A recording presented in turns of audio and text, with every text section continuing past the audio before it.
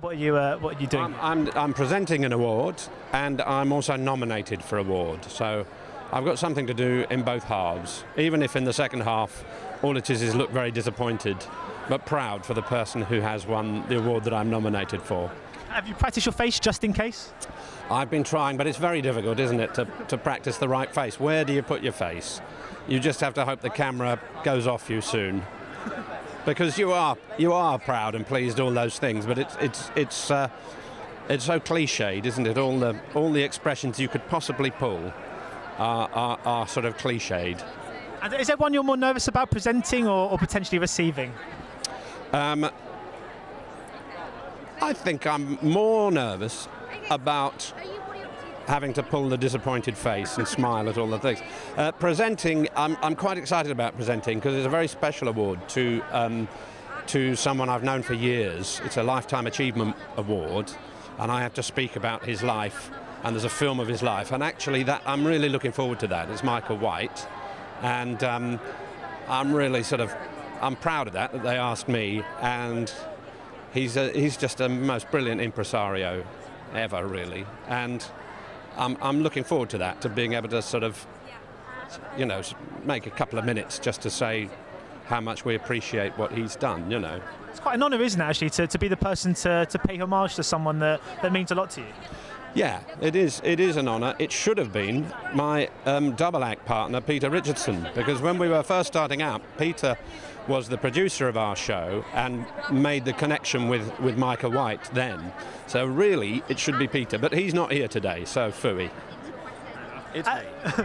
And just finally, I mean, despite recessions and you get massive big blockbusters in the cinema, the theatre's always packed. There's such a huge place for it, isn't there, still in British sort of culture? Yes, it is amazing. I mean, it's the Ian McKellen quote, isn't it? There's actually more people go to the theatre in this country than go to football. If you count up the numbers, it's actually more go to the theatre, which is an extraordinary statistic, I think. But particularly here in the West End, it's our main thing. I think it is. I've been coming to see shows here since I was a kid, and I've been performing in the West End since 1978.